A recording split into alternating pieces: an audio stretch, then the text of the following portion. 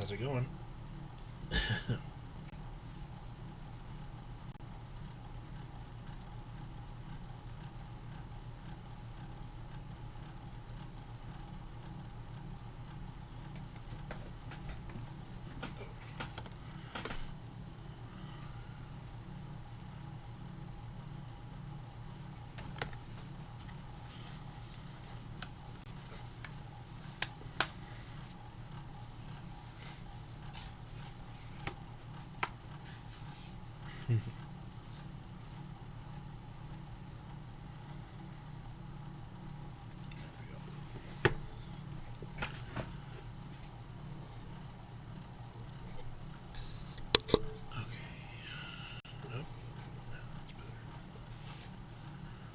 This is so crooked.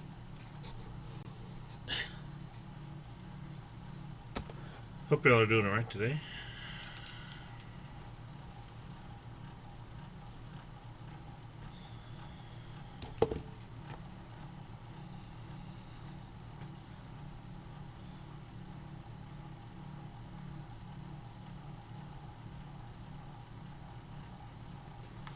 There we go.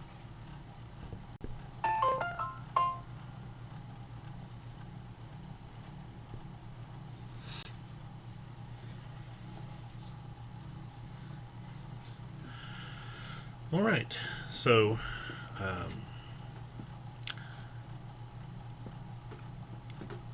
are there any questions before we get started?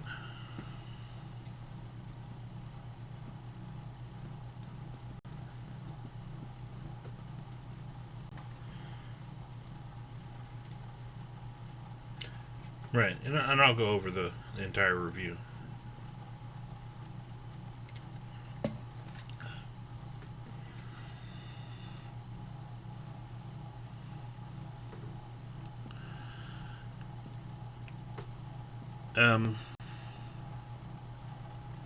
I'll go over horizontal and vertical again. I'm not going to worry too much about oblique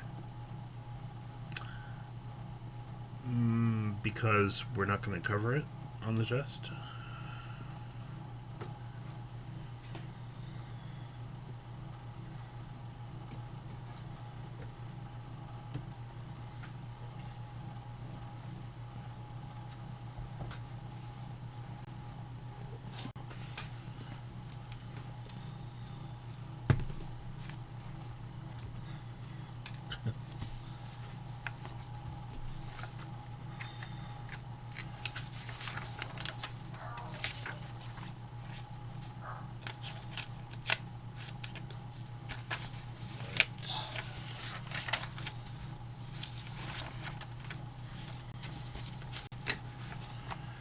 Okay.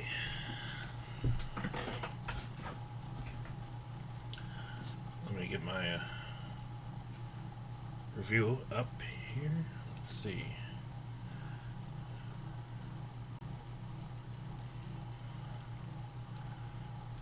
Problem 1, graph each function by determining whether its graph opens up or down by finding its vertex and intercepts, and then identify its domain and range.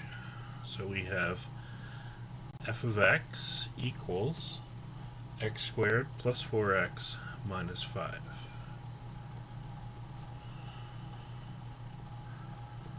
All right.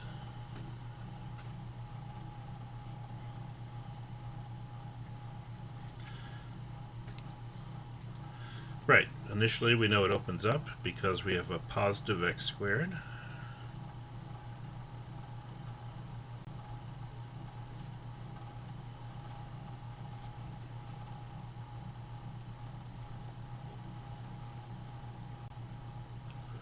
So because a is greater than 0, a is 1 in this case, it opens up. Vertex,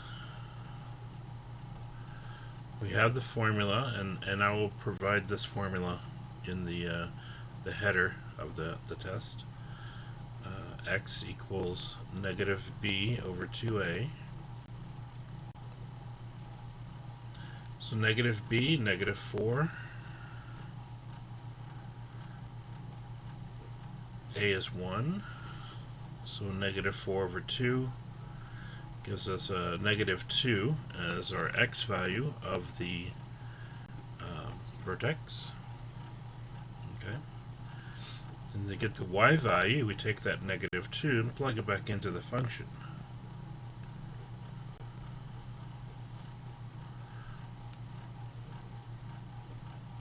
Okay.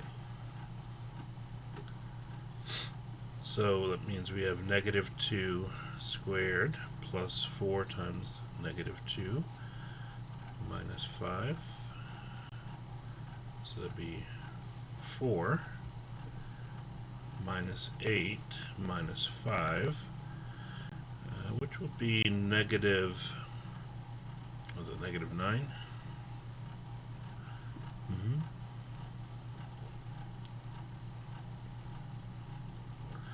So there's the coordinate for our vertex, -2, -9. Alright. We'll continue with the intercepts. Now for the x-intercepts,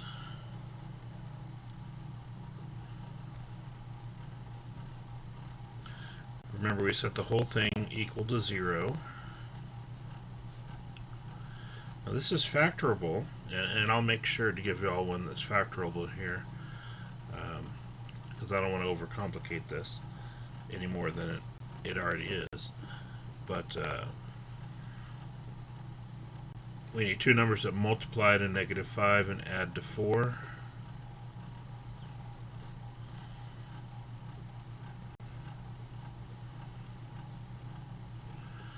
And that would be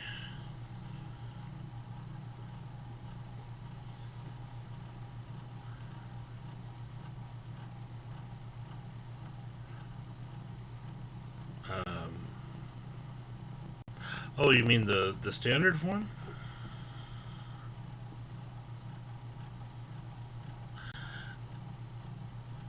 If you want to use standard form, that's acceptable, yeah.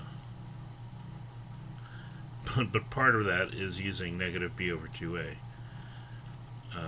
But like I said, I'll give you all that formula, so I mean you don't have to memorize it.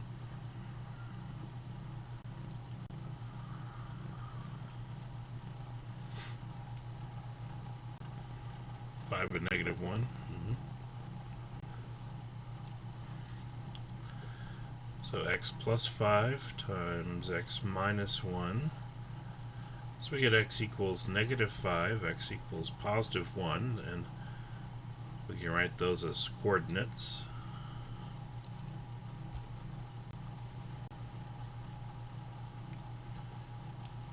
Okay.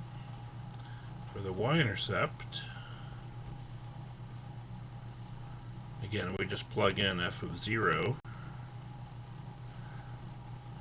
So that'd be 0 squared plus 4 times 0 minus 5. The shortcut being, of course, that the y-intercept is always the c value in the parabola. So 0, -5. So now we have 4 different coordinates. We know that the graph opens up. But we can use all of this to sketch the graph. And I'll do so over here.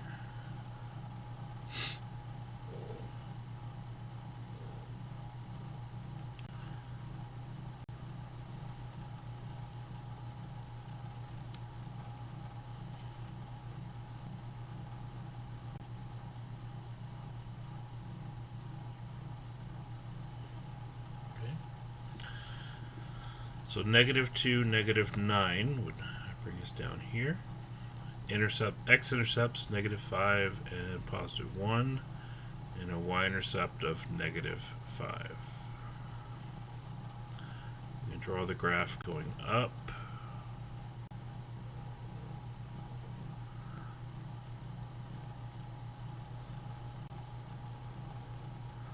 Something like that. And so there's our parabola. Okay, and the last part of this is the domain and range. What is the domain of a parabola?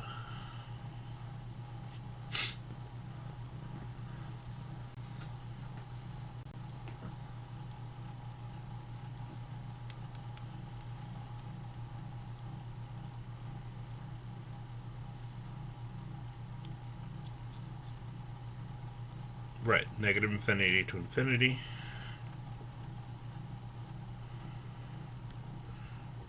Or all real numbers. Yes. And how about the range? The range will not be negative infinity to infinity.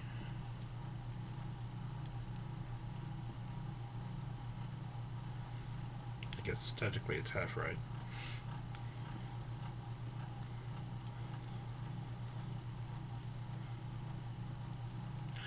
Right, negative 9 to infinity, and if we write it as an interval, we'll put a bracket and then negative 9 comma infinity, and infinity always has a parenthesis on it. Yeah, always a parenthesis on infinity.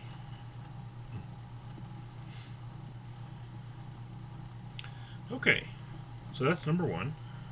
Hopefully not too bad. And these are all the steps that we would need right here. So, all right.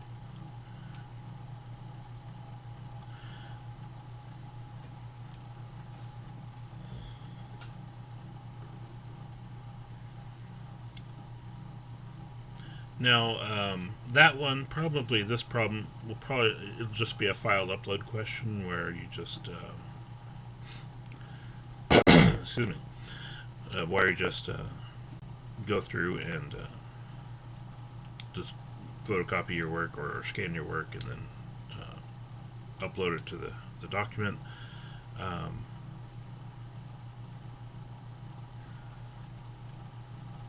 At least you'll need to upload your graph. I may be able to set up the other parts to kind of automate themselves. So I'll be working on making the test after class today during my office hours. So I will figure that out. Anyway.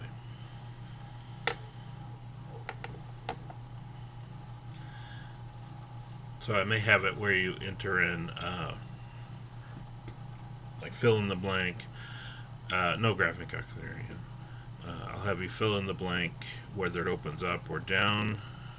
I'll post it later today, August, and once I post it, it'll be available to complete any time from later today until Tuesday night next week.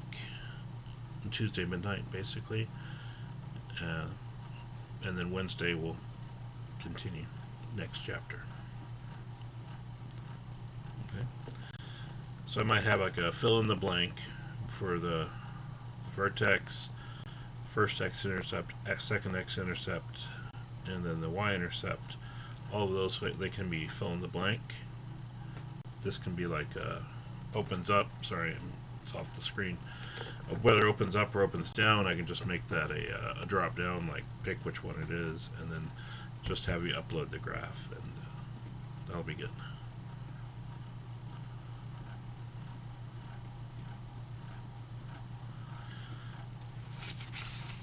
Okay.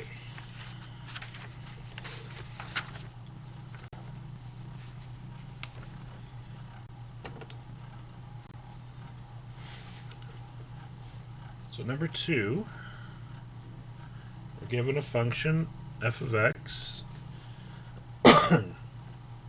equals negative 3x squared plus 6x plus 7.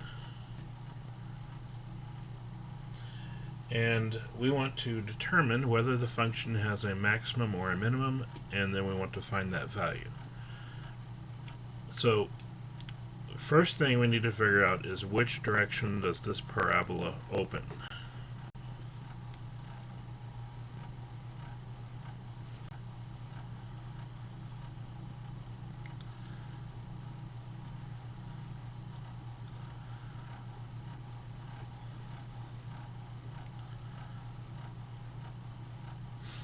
We'll have a maximum because it opens down, yeah.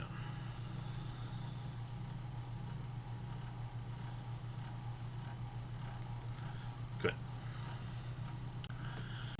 Yeah, because we have a parabola that opens down, we know it has a maximum, and the maximum will be specifically located at the vertex.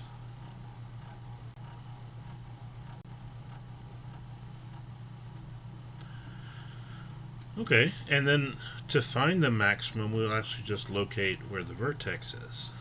So we let x equals negative b over 2a, which is negative 6 over 2 times negative 3. So that'll be negative 6 divided by negative 6. So x is 1, but again, we also want the y value when we talk about the maximum. Specifically, the y value is the maximum value. So we cannot omit it. So negative 3 times 1 squared plus 6 times 1 plus 7. And that comes out to be 10.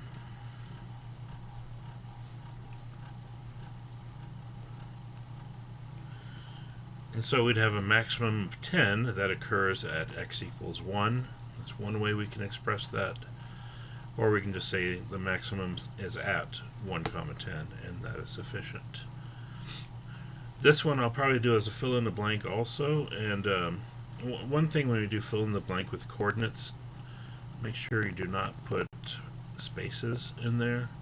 It'll just be parenthesis 1, 10, parenthesis. Because the test, and I'll go back and check afterwards, but and this is what we kind of ran into a little bit on the last test, I believe. I may be thinking of my statistics class. They certainly affected them also, but if you put extra spaces in there, and I didn't put spaces in the answer that I'm checking it against, it's not going to count it as correct. I think it was more people than just you, August, but yes, okay, I remember that now. But that did prompt me to go through and check other people's, so I appreciate you bringing that up. And I'm sure they appreciate it too if they don't realize it.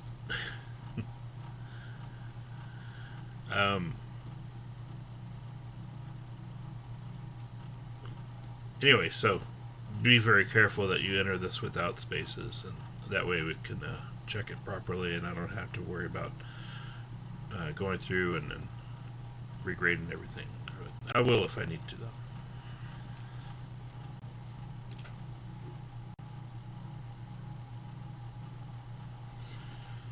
Okay.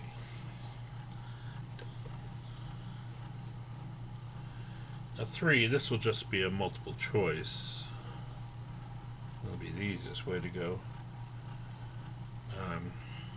F of x equals, we have x minus 3 to the 4th. I know, it's that English education popping up on us.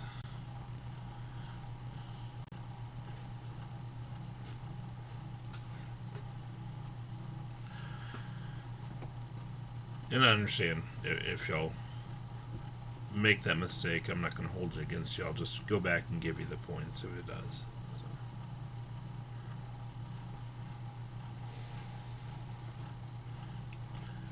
Okay. So this problem 3, we want to identify the behavior at each 0. And again, the behavior is whether it crosses or touches.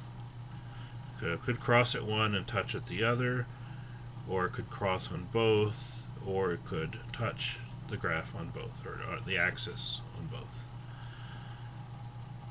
So we get 2 zeros. X equals 3 and x equals negative 1.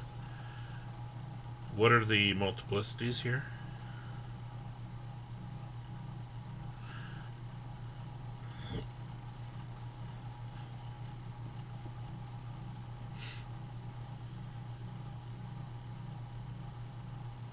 Four and 2. Okay. Yeah, multiplicity of 4 and multiplicity of 2. And that comes straight from the exponent. Not the combined, but yeah, separate multiplicities. And so what do these particular multiplicities tell us about whether the graph crosses or touches at which of these zeros?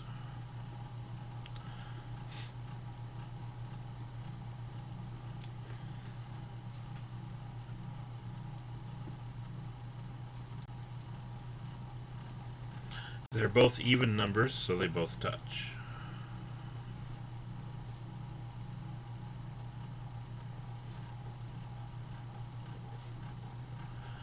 And so if these multiplicities had been odd, then it would be crossing. Brock, you're thinking of far left and far right behavior, not behavior at the zeros. But we'll get to that. I think that's the next problem, actually.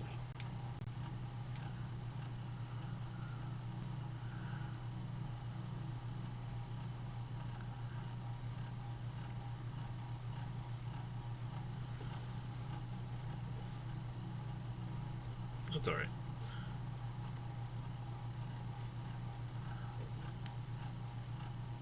Okay, yeah, but in this case, both of them touch, so because both of the multiplicities are even, an odd multiplicity would mean it crosses the x-axis rather than just touching.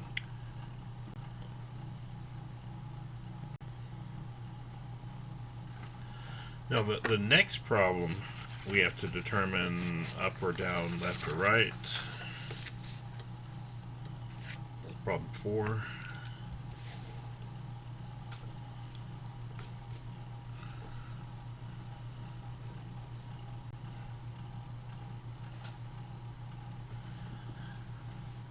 We have f of x is negative 5x to the third plus 2x squared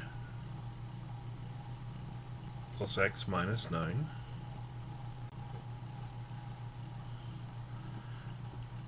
In this one, we're asking about the far left and the far right behavior.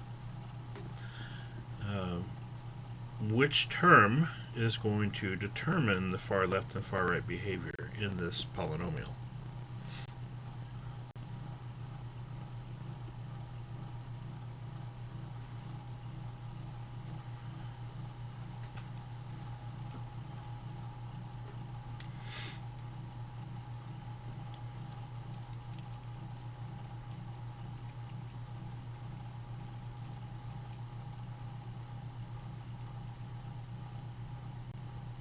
Which of these terms is going to ultimately determine whether it goes up or down as it moves to the left or right?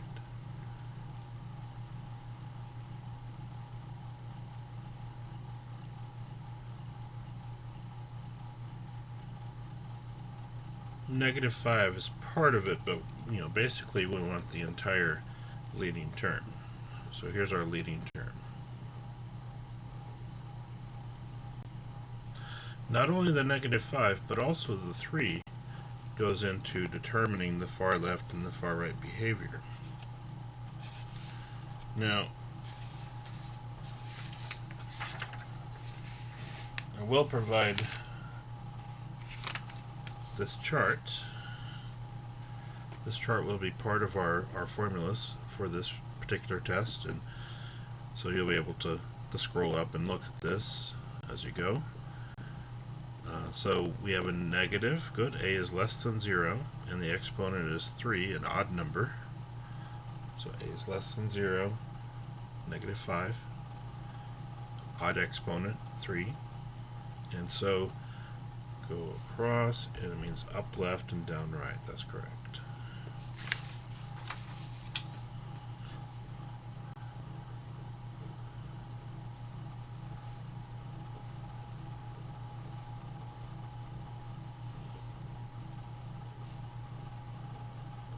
And this one will just be multiple choice also.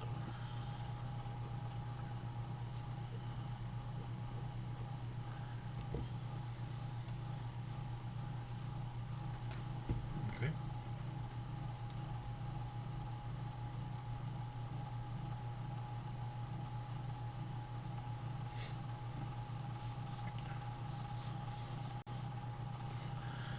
All right.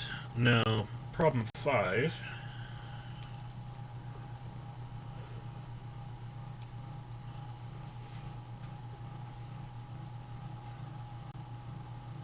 5 will be another file upload question because it has a graph attached to it that we need to create ourselves.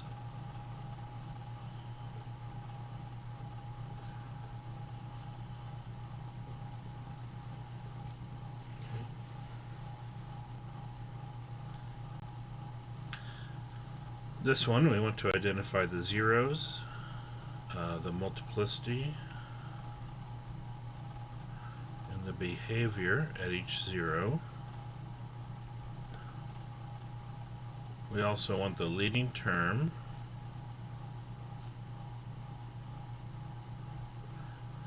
and the far left and far right behavior.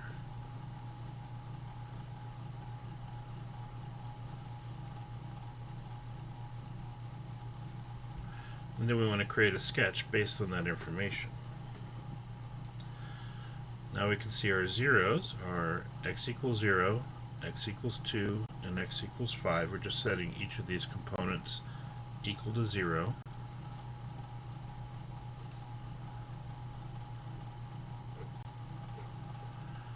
Okay. At how many times does x equals 0 occur? What is its multiplicity? 2, because x squared means 0 occurs twice. What about the other two?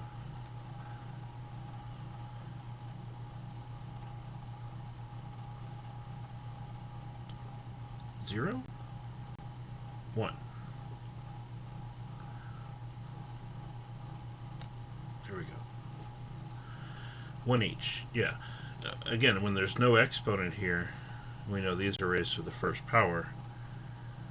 And so their multiplicity is 1. Now, with the multiplicity of 2, based on what we said before, we know that's an even multiplicity, so it's going to touch. 1 is an odd multiplicity, so it crosses. Likewise, crosses at 5. Okay. So notice we have to do this for each of our zeros. Okay, our leading term, this is going to be a little bit more complicated because we have to multiply these together to get our leading term. Now, we don't need to multiply everything together. We just need to kind of simulate that process and figure out what would be our first term if they're multiplied together. So we have x squared, x, and x as our leading components. So it would be x to the fourth, putting those together.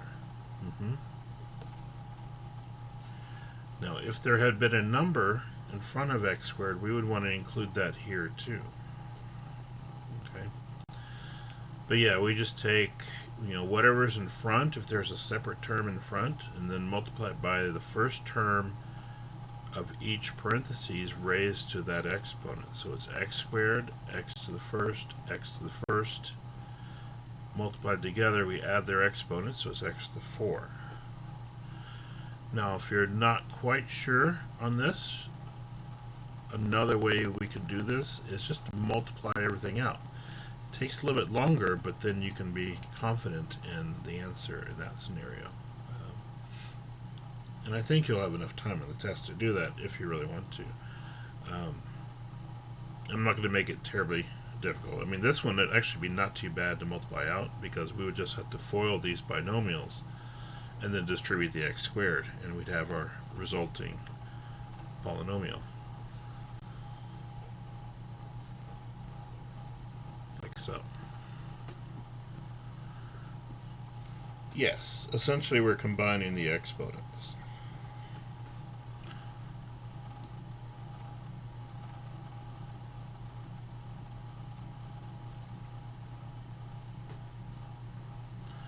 And so if we have a leading term of positive x to the fourth, what does it tell us about the far left and far right behavior?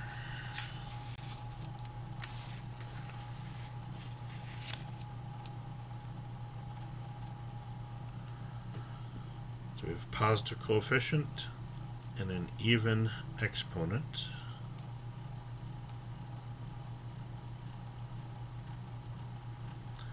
positive coefficient, even exponent. So that means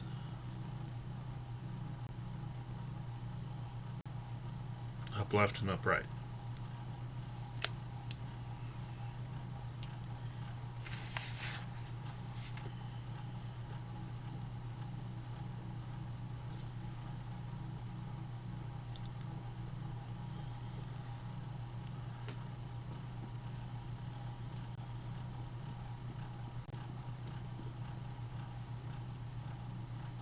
Good.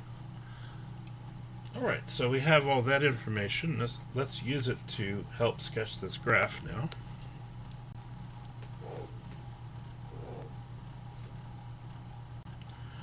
Our zeros are located at x equals 0, x equals 2, and x equals 5. And we know it ultimately goes up to the left and up to the right. Now again, we do our zeros first, then we do our far left and far right behavior. So I drew from the leftmost 0, I drew it going up to the left, and from the rightmost 0, I drew it going up to the right. Now we look at what happens in between with the behavior at each 0 individually. So starting from x equals 0, we know this one touches. At x equals 2, here it's going to cross. And at x equals 5, it's also going to cross, which it does here.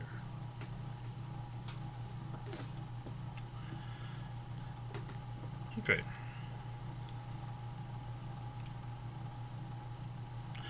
One thing I would warn you about, and this is something I've seen other students do on this test, is we look at these zeros. On this example problem I've given you, the zeros are actually in order, 0, 2, and then 5. So it's low, middle, and high. So these are left to right on the graph. However, that's not always going to be the case.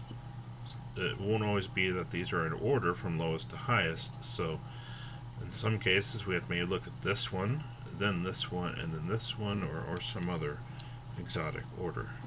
Okay. So we don't want to make a mistake there by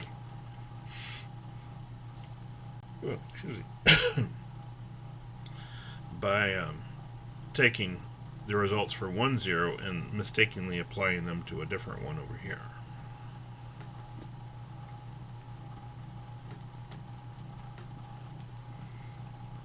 Which is, I believe that's how I did it in the example when we lectured on this initially. Just to demonstrate that. Okay.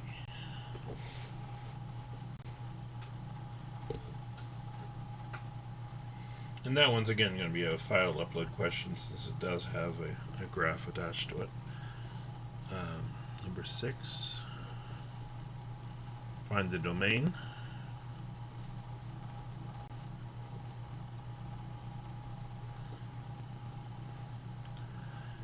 F of x, on top we have x minus 7 over x squared minus 3x minus 10.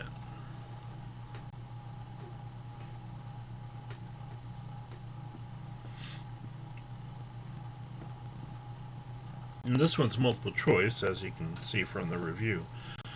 But how do we go about finding the domain for a rational function such as this? And we probably had a question just like this on the last exam, but hopefully this will be free points at this point.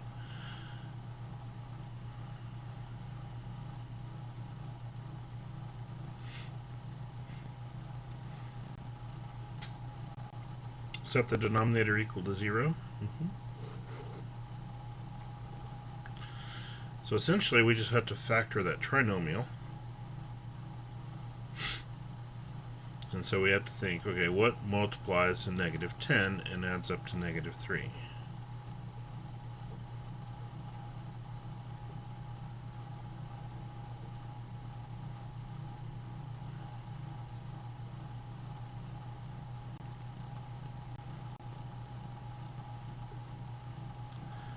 -5 and 2. So we have x minus 5 and x plus 2. And so we get x equals 5 and x equals -2.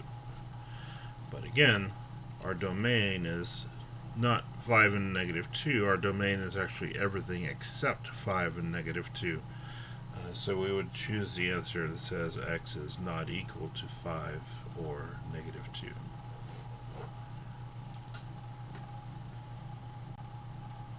Which is D in this case.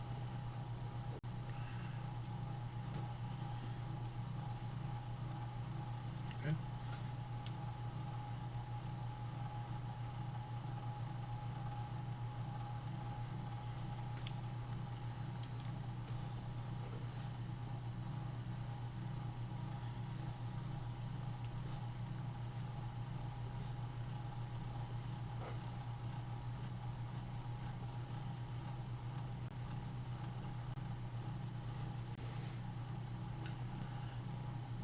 Okay, now 7 asks which is not an asymptote of this function, and it gives us 4 options. Now, the only way we can reliably determine that is by first identifying the asymptotes for this function, and then basically eliminating those from our answers and then seeing what's left over. So it is a process of elimination. How do we find the vertical asymptotes?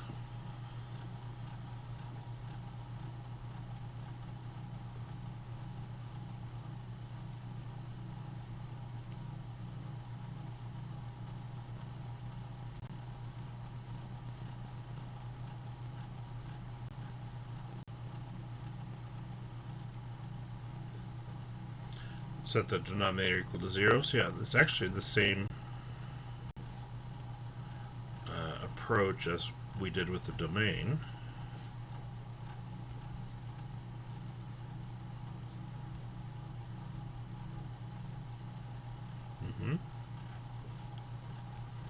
So that's x plus 6, x minus 3, and we get x equals -6 and x equals 3.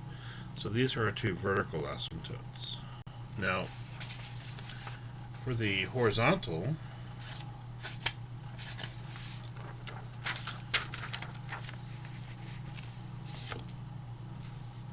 remember we did this table in class before, and said if we identify the leading term on top and on bottom, that's the term with the highest exponent, we initially compare m and n. Okay, if m is less than n, then y equals 0 is a horizontal asymptote. If they're equal, then we take their coefficients to be the horizontal asymptote. If m equals n plus 1, then it's oblique, we have to divide. And then if m is greater than n plus 1, then we don't have any horizontal or oblique asymptotes. So we look at the exponents here.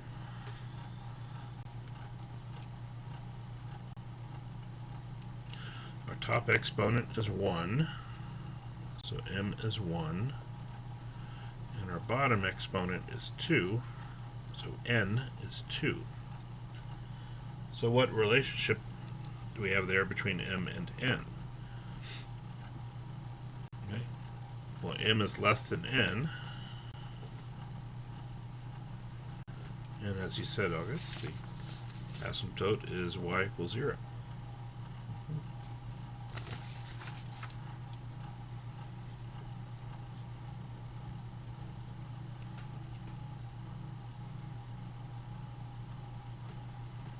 Yeah, so once we identify that we have a higher exponent on the denominator, that means y equals 0 will be the horizontal asymptote. Therefore, and again, this is going to be multiple choice with 4 answers, so we rule out these 3, and then whatever the 4th one is will be our asymptote.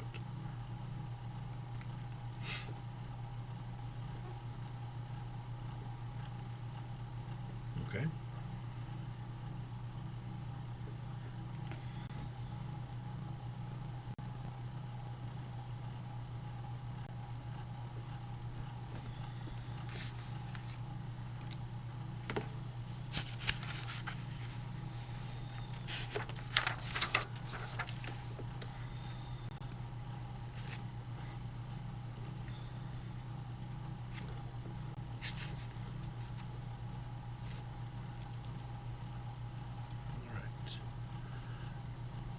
8, we're given the function f of x equals 2x plus 4 over x minus 1. And this is another graphing problem, so it'll be another file upload problem. So there are 3 graphing problems in this exam, and they will have a pretty good level of detail there that we need to include. For the rational function here, it'll be very similar to this, where it's just a linear term on top and a linear term on bottom. That way we have one vertical asymptote and one horizontal asymptote, and we can just make a relatively quick t-chart to calculate some values and then plot them all in the graph. Okay. So what's our vertical asymptote just by looking at this?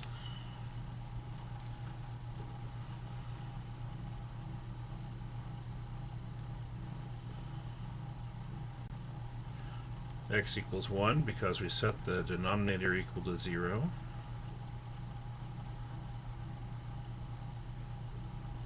For horizontal asymptote, this time m is 1 and n is 1. So m equals n.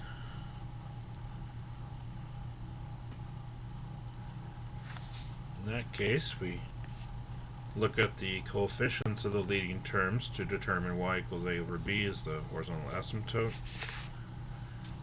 And again, this whole flowchart thing I'll include on the formula page as well.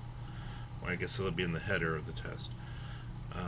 So what's our asymptote here?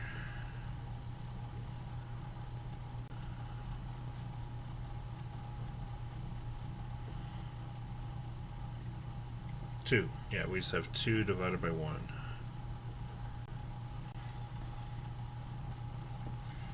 Okay. Now, for our t-chart, again, we want to put our vertical asymptote right in the middle and pick 2 values before that and 2 values after that. And I think the easiest way is just from 1, we count down, 0, -1, and then we count up, 2, 3. And then we can just plug each of these 4 points into this function and get a result. Now, for x equals -1, we get 2 times -1 plus 4 over -1 minus 1. So it's -2 plus 4 over -2, or 2 divided by -2, which is -1.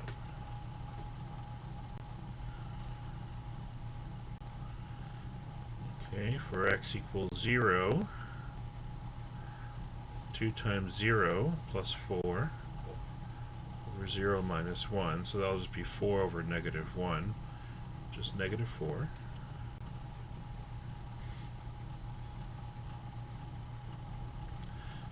For x equals 2, that'll be 2 times 2 plus 4 over 2 minus 1, so that'll be 4 plus 4 over 1, so just 8.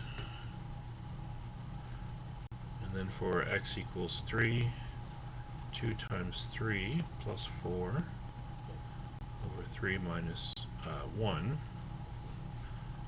so 6 plus 4 over 2, which is 10 over 2 is 5. Okay.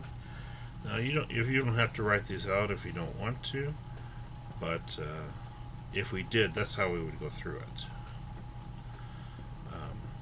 And certainly you'll have your own paper you can write on, hopefully, and then you can sort that out and then put it together as a graph following that. Okay, but now we want to use all this information to graph it.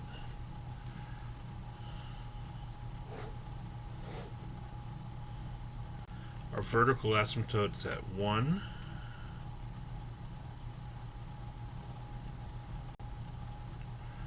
And the horizontal asymptote is at y equals 2. We always draw those in first.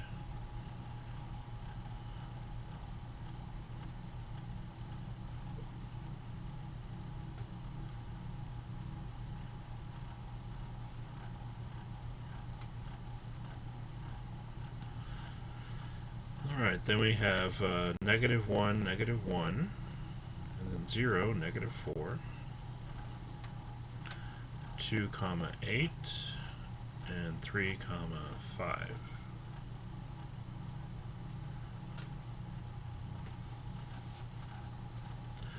So we plotted our asymptotes, and we plotted all 4 coordinates that we found. Now, if we've done this correctly, 2 of them should be on one corner, either the top left or the bottom left corner, and 2 of them should be either on the top right or the bottom right corner. Basically 2 on each part. And then we just draw in our curve from there. Now, we know that because these are asymptotes, what's going to happen is the curve will get closer and closer to these lines, these dotted lines, without ever technically intersecting. And so we kind of expect where the curve is going to go, but we have to make sure we know where our points are so we can fill that in. We have to know whether it's on top or on bottom also. That's why we find the coordinates. And we have a similar situation on the upper right here. So that'll be our graph. Any questions on that?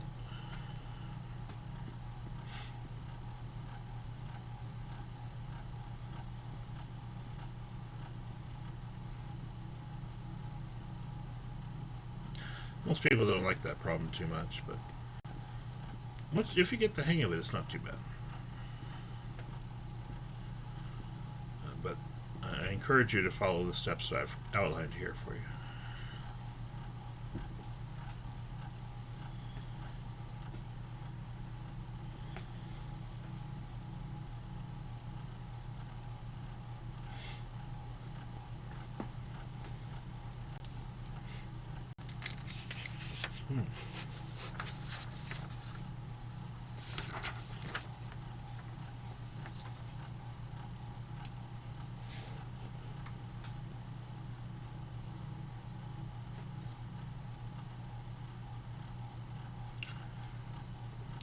Nine. Determine if x plus 3 is a factor of f of x equals x cubed plus 2x squared plus 4x plus 14. Now, essentially, this is a yes or no question. Yes, it is a factor. No, it is not a factor. So it is multiple choice by its very nature. But we need to, be certain which one it is. And so the way that we check this is with synthetic division.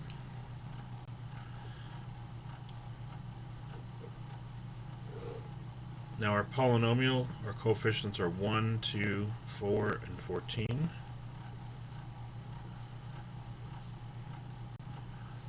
Okay, and if we're determining if x plus 3 is a factor, then we look at the 0 associated with that binomial. What would we write in our box here?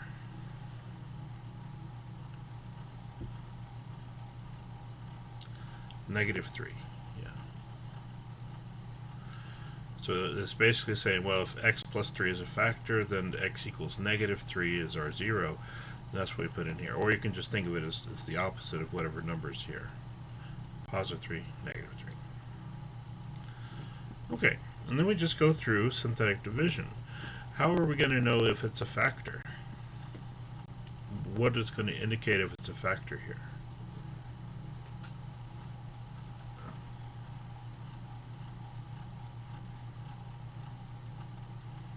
If there is no remainder, right? Remember, we get to the end of synthetic division.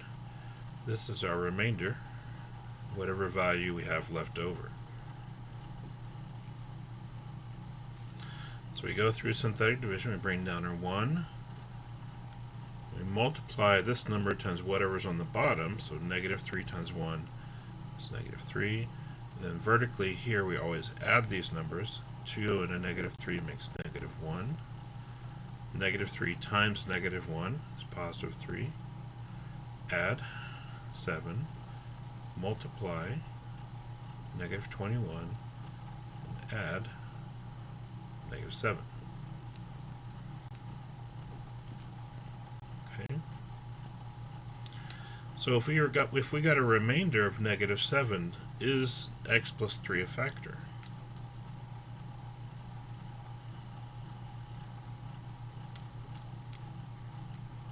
No.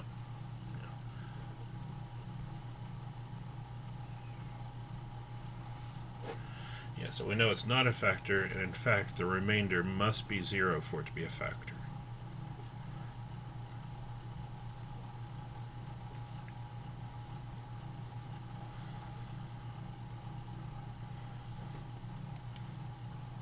Okay.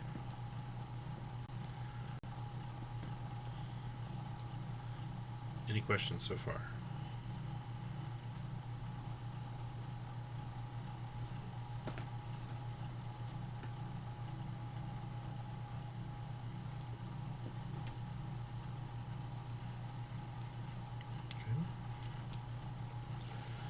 Now 10, we did problems like this, but not specifically like this, but I feel like it's something that we can do. F of x is 2x cubed minus 7x squared plus 2x minus 6. And the question is, which of the following is not a potential rational zero of the function? And I continue by saying find p over q and determine which one does not appear in the list. For this problem, let me go ahead and write down the 4 answers for the multiple choice part. That way we can go through and show why we would pick one versus the others.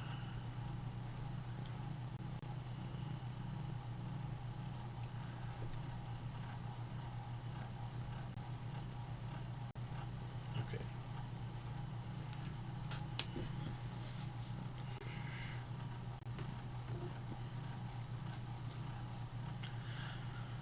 All right. So we want to figure out which of these is not potentially a zero of this polynomial. We don't actually have to find the zeros, so don't make that mistake. We don't have to find the zeros, but we need to know which of these is not a potential zero.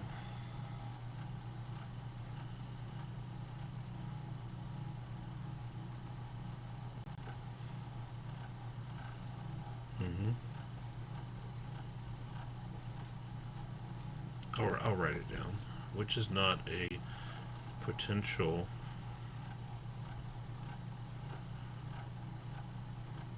rational zero, p over q. So what is our p value and what is our q value for this, first of all? That's the first question we have to address.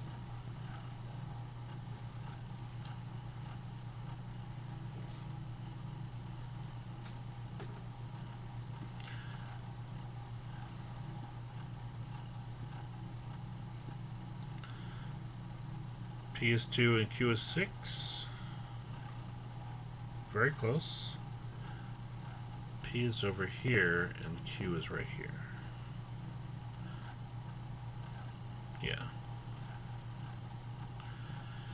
Yeah, this one we kind of have to remember it's opposite. P is always the last number and Q is always the first number.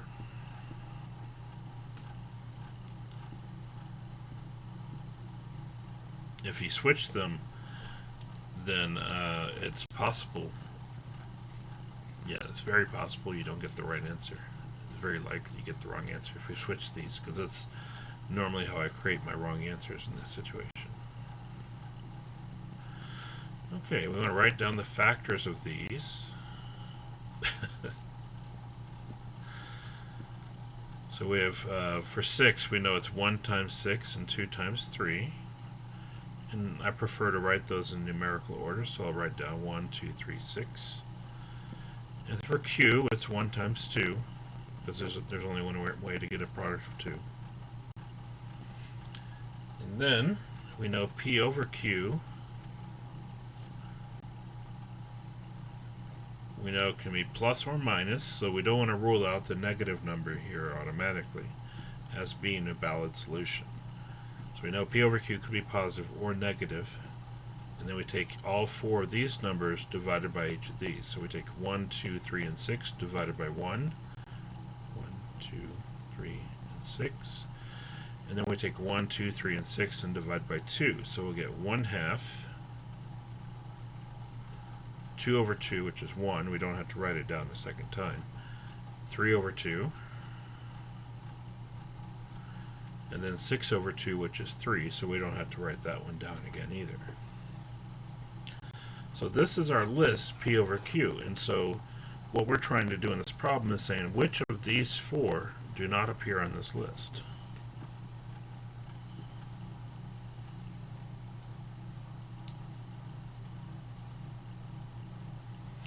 One over 3.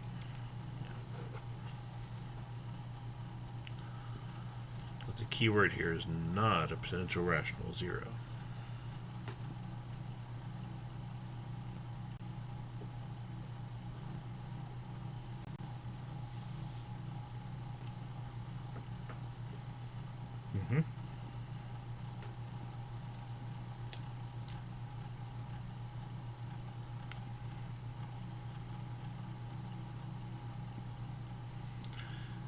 That one,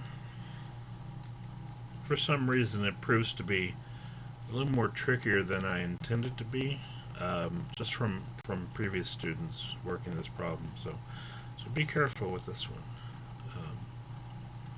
Again, I recommend that you go ahead and make the list like on paper so you can look at what you're working with, and then go through the list of answers and pick out which one is not here. So 3/2, that's on our list. -3, that's on our list. And 6, that is on our list, but 1/3 does not appear on our list. And again, just because we have -3, that means, remember, it's plus or minus, so -3 counts as on our list. So, all right.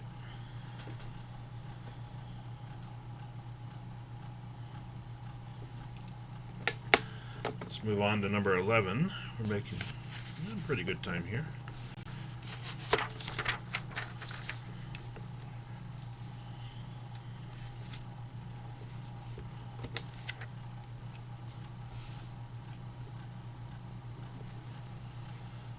Let's see, f of x is equal to x cubed plus 8x squared plus x minus 42. And we know that one factor is x plus 7.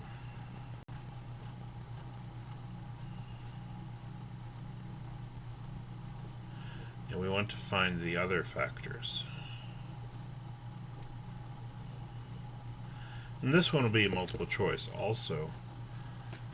You can tell on this test we both have more involved upload questions, but we also have more multiple choice questions. So it's going to be a mix of things, as you can already see. Okay, this is kind of like number 9, where we had to do the factor theorem, except now this time I'm basically telling you, yes, it is a factor, and we need to find the other 2 factors based on that.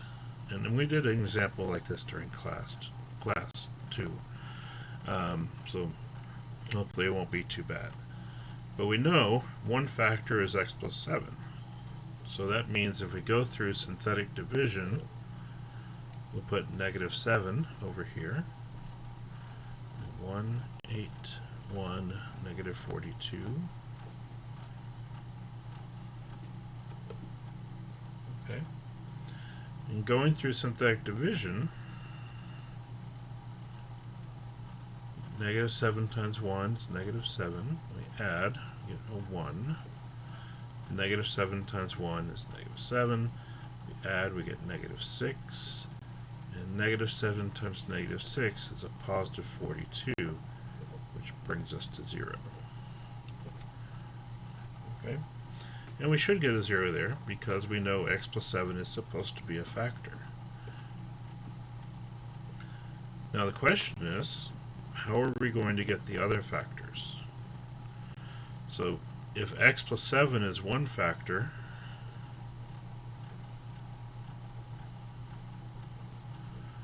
what is our other factor that goes with it now?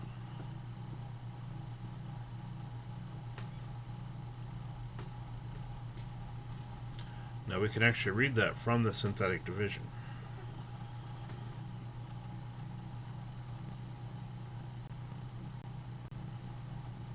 Does anyone recognize that? Well, you skipped ahead of the answer. I think it was an in-between step. But yes, that is correct. Yeah, we'll start off with no, you did it right. X squared plus x minus 6. Just not the way I wanted to demonstrate it. That's what I was saying. I want to show this intermediate step because we have to know where we get that from before we factor it. Oh, I see what you said. Yeah, you got your sign switch there. But yeah, it's x squared plus x minus 6. And then we could just factor this into a pair of binomials.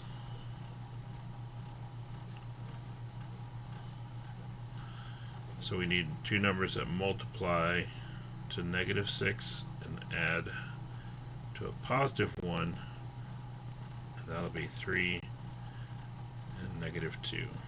Yeah. Yeah, we just got to be careful. We don't get overconfident. When we get overconfident, that's when life likes to strike back.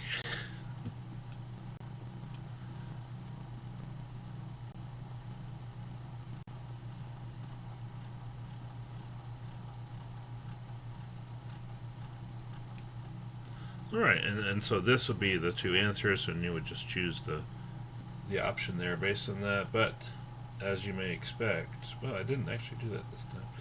I'm looking at the four answers I gave you. I didn't give you both options here, like plus 3 minus 2 and minus 3 plus 2. So at least you wouldn't have been tricked in this one. Brock, that's good.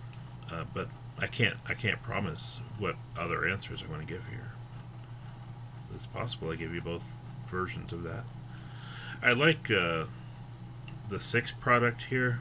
There's so many different ways to factor that a negative 6 product especially, it really makes people think about I hope it really makes people think about their factoring, because that's going to be key in this.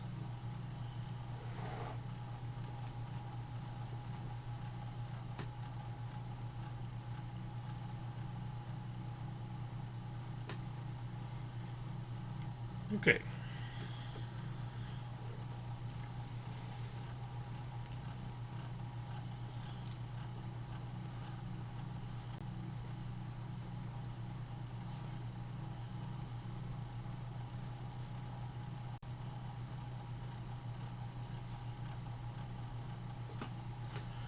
So problem 12, we have to factor and find all the zeros of the polynomial function.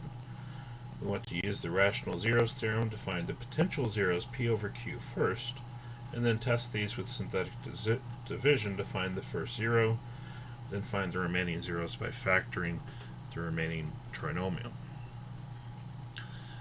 Now, it's a lot like what we did on number 11, except we don't know what one of the factors is just yet. So we'll have to go through and do the full process this time. So start off, we know p is 20, q is 1. Now, the factors of 1 are just 1. And 20 is 1 times 20, 2 times 10, and 4 times 5.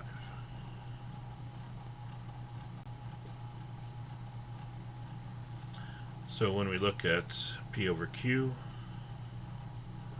we get plus or minus 1, 2, 4, 5, 10, and 20.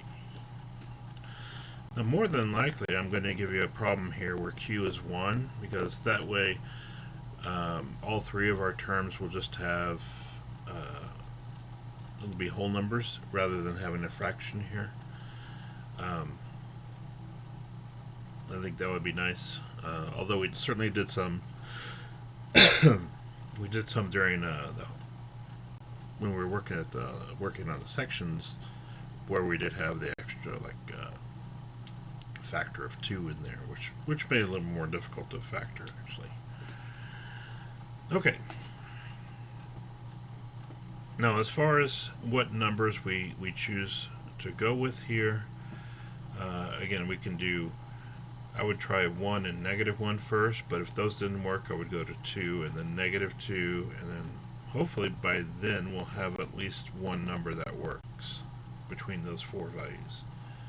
But we do trial and error at this point with synthetic division.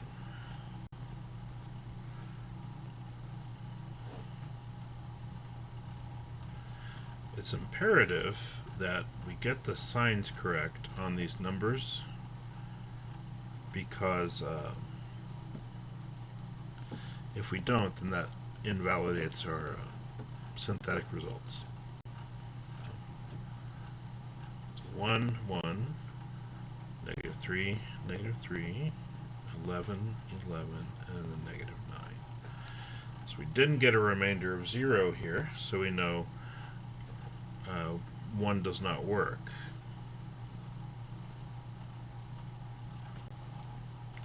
Now let's try x equals -1.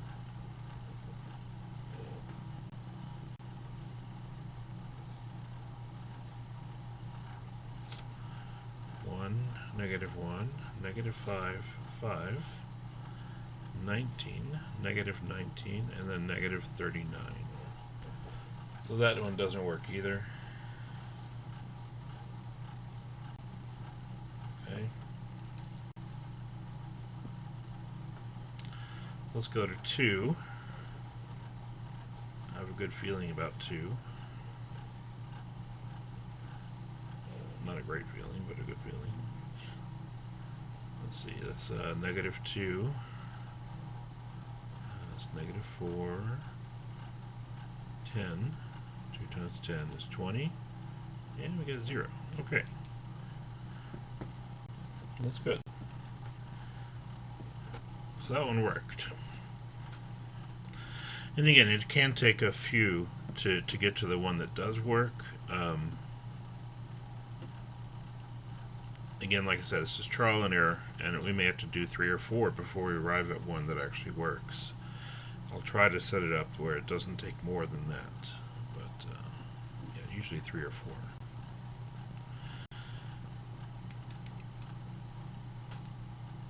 All right. Now we look at what is left over here. So we know our factors are x minus 2 and x squared minus 2x plus 10.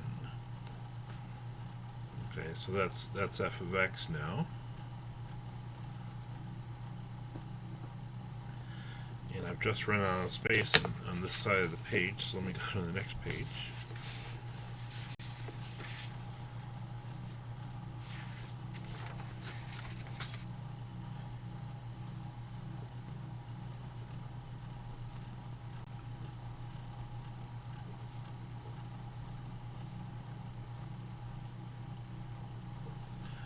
How did I know? Let me backtrack slightly. How did I know this was x minus 2 if we had a 2 right here?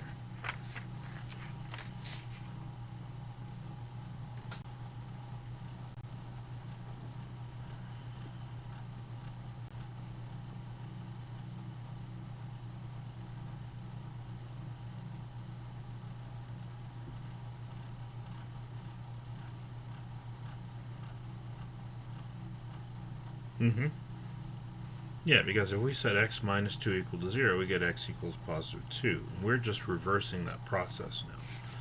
If we get x equals 2, that goes with the binomial x minus 2, because that would be the solution to that binomial.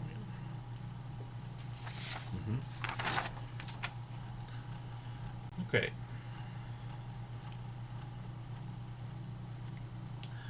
Absolutely. I will still finish up the review. Um, yeah, we're cutting a little close here, aren't we?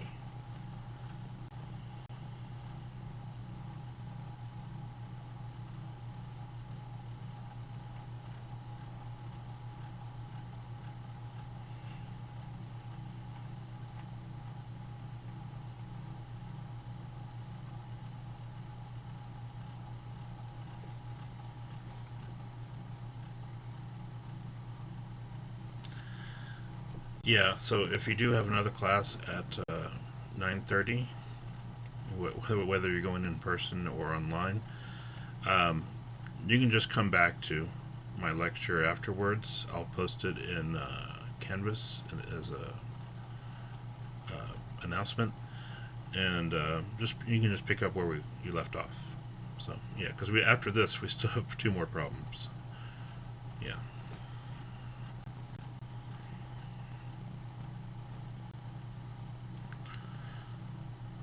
Okay. Now we still have to solve this. We know what the solution to x minus 2 is, but we need to solve the other polynomial. So we know x equals 2. The question is, what is x squared minus 2x plus 10? When it equals, what value of x make that equal 0? And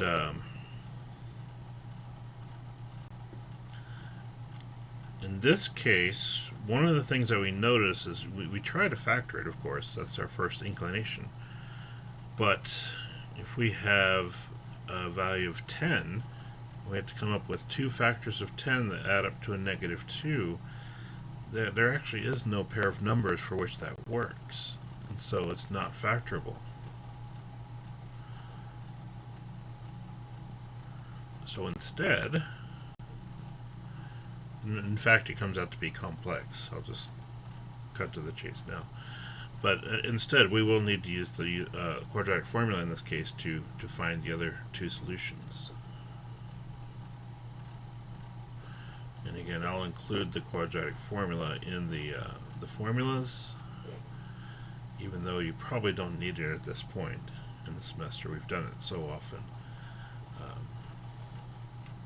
But we get negative b, which takes a negative 2 and turns it positive. Negative 2 squared, which is 4. That's 4. A is 1. C is 10. And then 2 times a on the bottom is 2. Under the radical, we get 4 minus 40.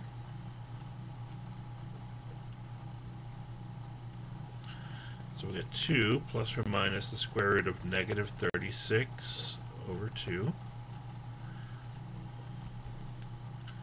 So that'll be 2 plus or minus, what's the square root of negative 36?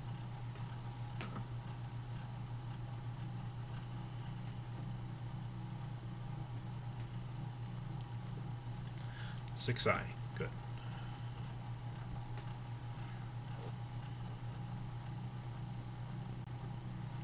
So we end up with 1 plus or minus 3i.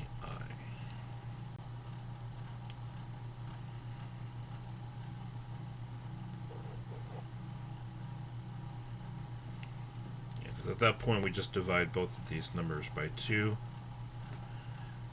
and we get a result.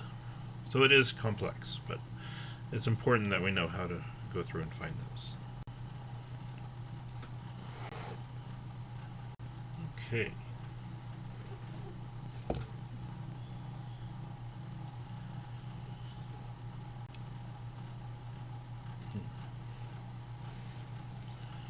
Number 13.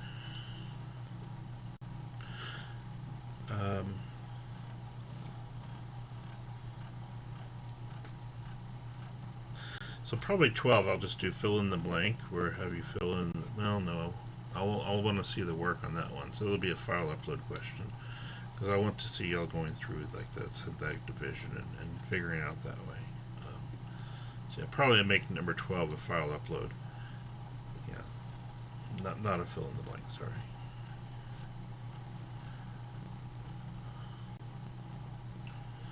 It means it's going to take a little longer for me to grade this, but I guess that's okay.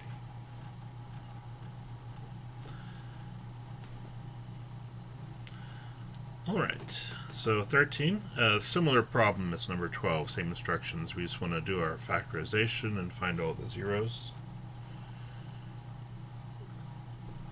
And so, P is 18, and we don't have to put the negative, I don't know why I wrote it down. And Q is 1, so the factors of 18 are 1 times 18, 2 times 9, and 3 times 6. And so if we look at P over Q, we just get plus or minus 1, 2, 3, 6, 9, and 18. More than likely it's not going to be 9 or 18. Probably going to be coming from those first four numbers. But again, I would start with 1 or negative 1 and see what we can get from there.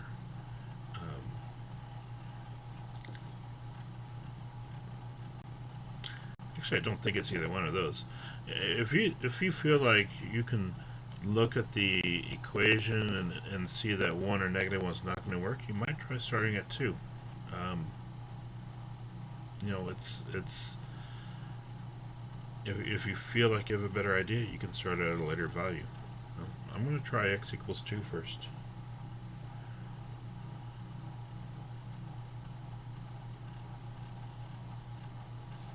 So I don't think 1 or negative 1 works just by looking at this.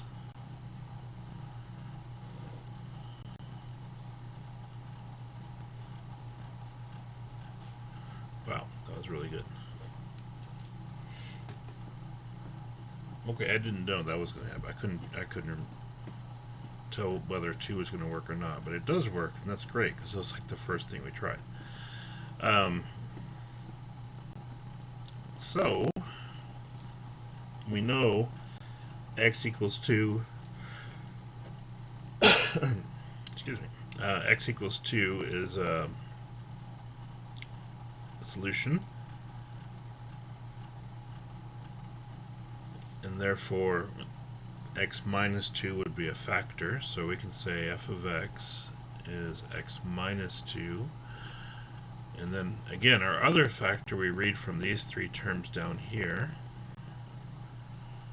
So 1x squared plus 6x plus 9.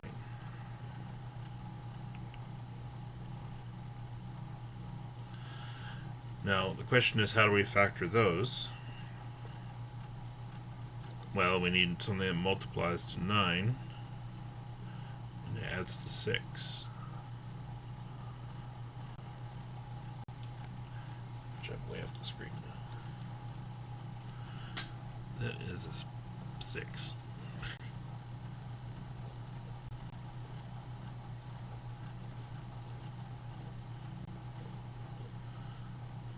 So what are the other factors here?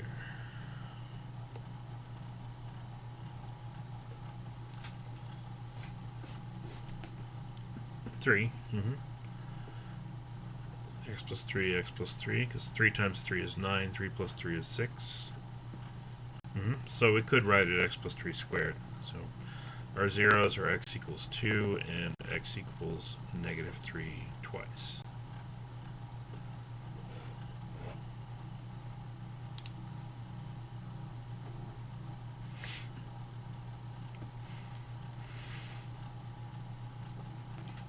Okay.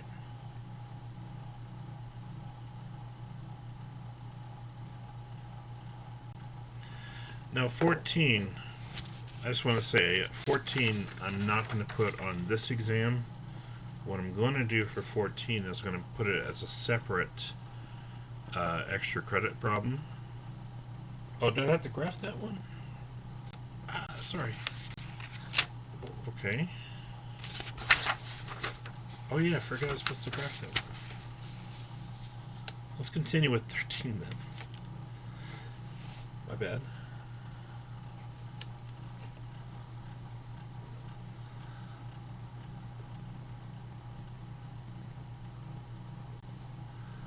Now, we didn't do a problem like this where we found the zeros and then graphed it. I may leave this one off also. I may give both 13 and 14 as separate extra credit questions.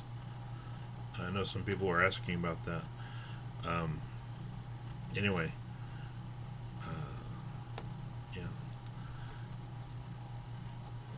this one will certainly be, both of these would be file upload questions as a result, but they'd be extra credit. And what I would do is I wouldn't put them on this test, because what I've found is if I try to put extra credit on a test, it grades as part of the test. There's no way for me to set it up to take that as extra credit. So I have to give it as a separate quiz in Canvas, and I'll go ahead and put everything in there and make them separate, but 13 and 14 will each be a separate quiz question in Canvas. Anyway.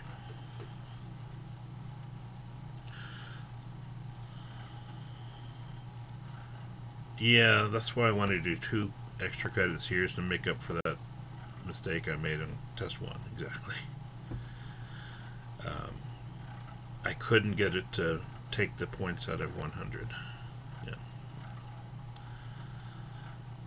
Let's see. So we factored this. I forgot the factorization. X minus 2 and x plus 3 twice. We could go ahead and write it as a square. And our original problem was x cubed plus 4x squared minus 3x minus 18.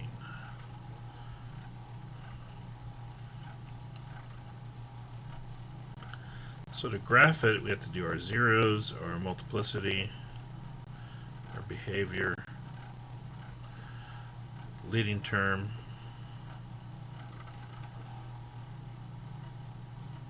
and then our far left and right behavior.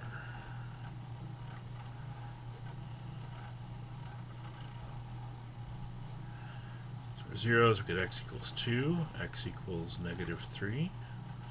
Multiplicity is 1 and 2, 1 and 2 being the exponents.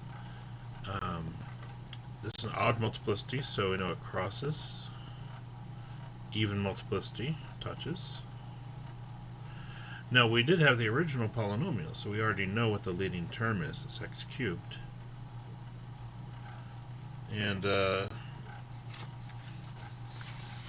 make sure I include this on the extra credit question also. But with a positive x cubed, we know it's a positive coefficient, an odd exponent, so they'll be down left and upright.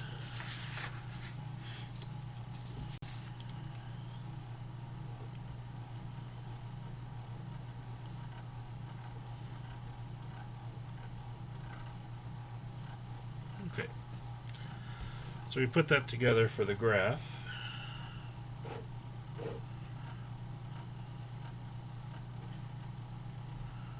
We have zeros at negative 3 and positive 2. We know it goes down left and upright. At negative 3, which is our second one, we know it touches at negative 3 and then crosses at positive 2, which we can see both of those work out. Okay, and so that would be our graph for that. It's really a combination of 2 different problems. Because it's used twice, we'll go with the multiplicity of 2, and that's why I think it's useful to write it as a binomial squared.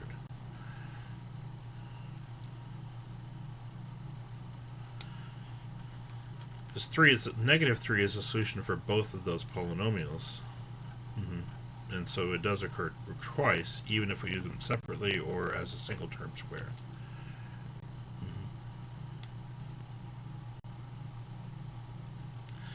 This is not a great graph, but it'll be more like this. The curvature is weird, but when I first drew the end behavior, I didn't know what it was going to look like. So, anyway. Don't worry too much about making it perfect, though. This is what we need. So.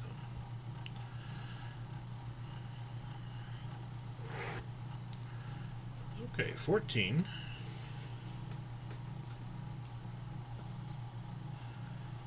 Suppose the quantity supplied, S of P, and quantity demanded, D of P, where a certain pair of shoes are given the following function where P is the price. You know, and that's an excellent question. The reason I put this problem on here is because we use this to judge how our students are succeeding in math, or whether they're succeeding in math, and this is kind of our evaluation question. But I wanted to go over a similar example here so it wouldn't be completely something that we haven't seen before. It's not quite any, we did problems similar to this with like the profit and the revenue function stuff, but not exactly like this. So equilibrium price means that we want the price that should be set so that demand is equal to supply. So we have a supply function and we have a demand function. So equilibrium says that supply would equal demand.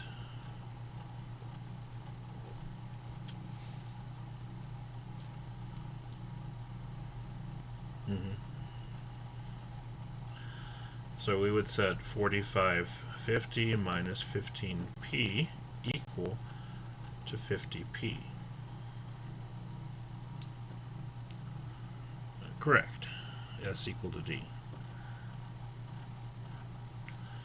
Now to solve this is just a linear equation, so it's a little bit easier. We can add our 15p over to the right.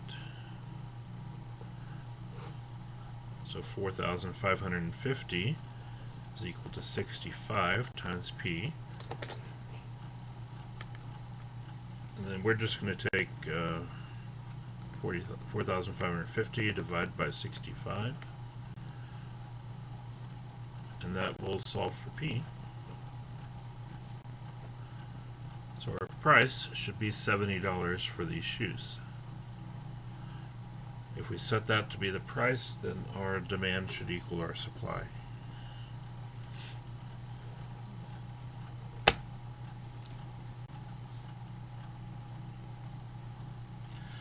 Now, that's part A.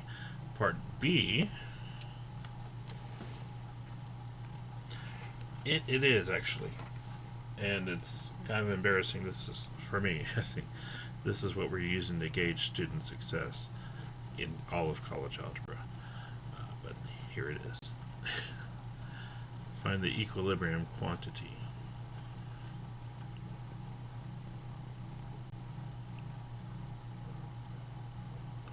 So A was basically the equilibrium price. Now we want equilibrium quantity.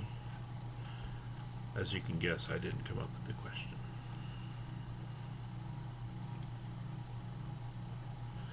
But anyway, it's whatever.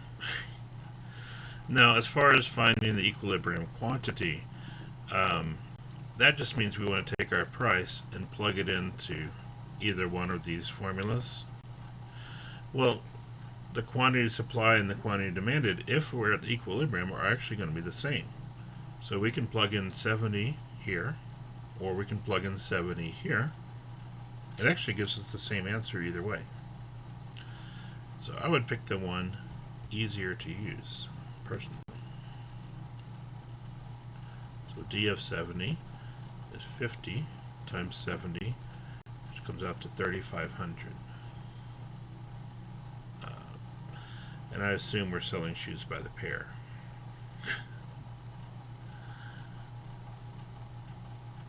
Shoes.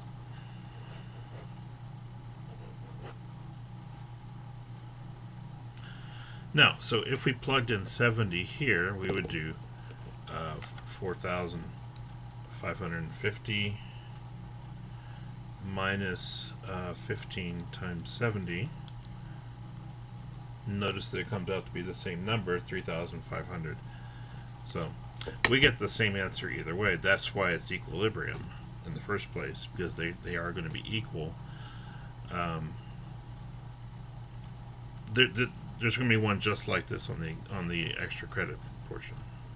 Yeah. Because I'm required to ask you that question. So I gave you a similar example here, so at least it wouldn't be something we haven't seen before, even though I feel fairly confident most of you could wing this one and come out successful. I do like to give an example at least, so you're not going in cold. So consider it an easy 5 points of extra credit. That's what I would say.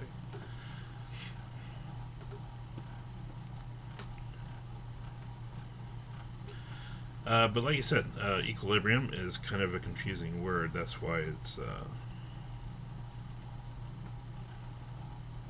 if you haven't had like a micro economics class, then it may be an unknown thing. That's why I like to go over it. Oh, there's a C? I didn't know there was a C. Okay. Okay. Yeah. What do you think eventually will happen to the price of shoes if quantity demanded is less than the quantity supplied?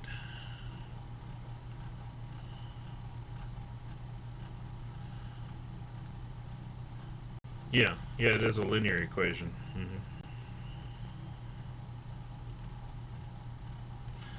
So yeah, I forgot there was a part C. I'm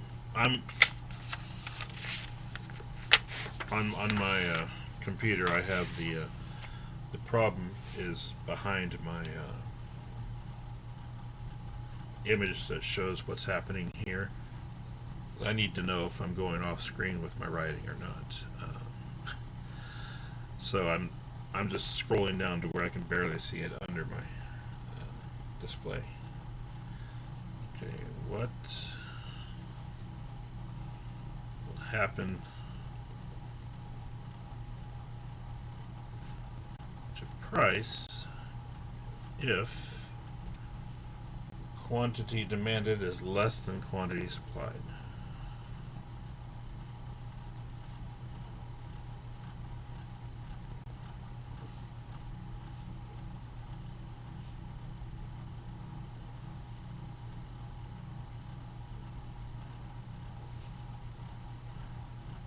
So let's think about it.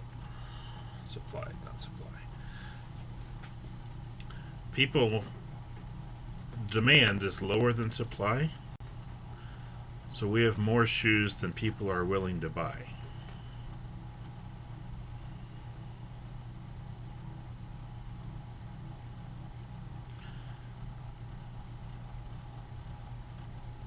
Okay?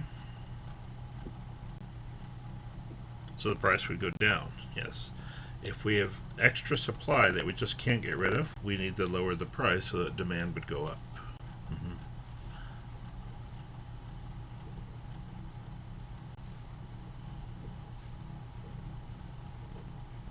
Price will go down if we know what's good for us as a business. Yes.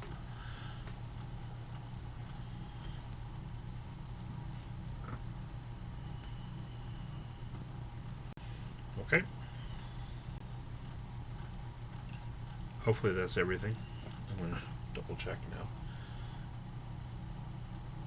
Yeah, the only thing after that is the formulas, and what you see there on the formula sheet is exactly what I said I would supply for the questions. Although on that formula sheet, I seem to have left off the Vertex formula. I'll make sure I include that in our test. So, all right. Any questions before we wrap this up?